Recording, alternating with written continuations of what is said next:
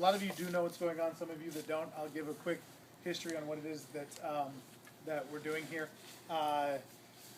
For about the past year, we have been intentionally talking with Dillon and working with Dillon on what it means to be a man. His 12th birthday marks a milestone in his life where today he starts a year-long journey of a rite of passage to leave childhood behind and enter the journey of manhood. So on his 13th birthday, there will be another ceremony. But this one is so that today, right now, you know for the rest of your life that this is when your journey started. Now, you know a little bit about what's going to go on this next year. Some of it is going to be physical stuff, some of it is going to be mental stuff, and some of it will be spiritual stuff. And along the way, you're going to learn lessons and receive tools, both physically, mentally, and spiritually. Now, the manhood journey boils down for us to two things, two questions. The first question is, who are you? And the second question is, am I man enough? I feel that identity is a huge question that has to be answered for any man. Doesn't matter if you're old or young, doesn't matter if you're married or not, father or not. It spans among all nationalities. Who you are, knowing what you stand for, what you represent, what you're capable of, is a question that you have to know if you're going to be a real man. The second one, being am I man enough, again affects every one of us in every stage of our life. Am I man enough to be a father? Am I man enough to be a husband? Or more appropriate to Dillon right now, am I man enough to step on that football field?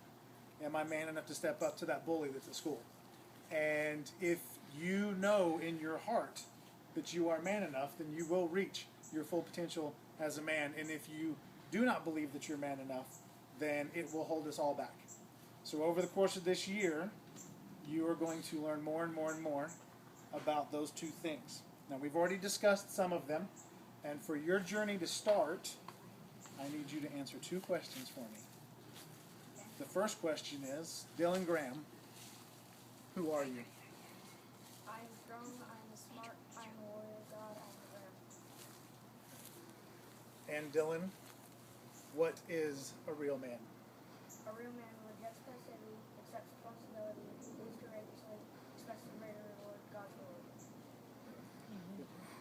Now, as I said, over the course of this next year and even over the course of your life, you're going to learn new lessons. You're going to receive tools to help you in your journey of becoming and being a man. Today, marking the first day of your journey, I would like to present you with your first physical tool.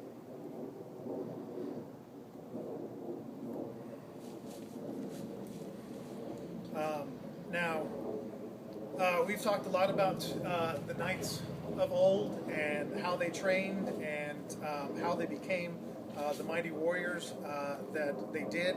And as the knights did, they started with the smaller weapons and worked their way up to the larger weapons. But make no mistake about this, even though this is not a gigantic sword, this blade can inflict great harm, and it can also protect. It can build and it can destroy, just like all of the qualities and attributes of what a real man can do as well. So, by accepting this, your journey starts right now.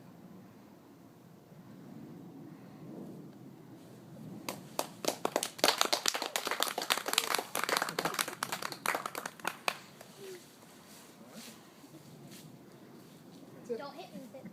I won't. And like all the tools of manhood, that's not a tool.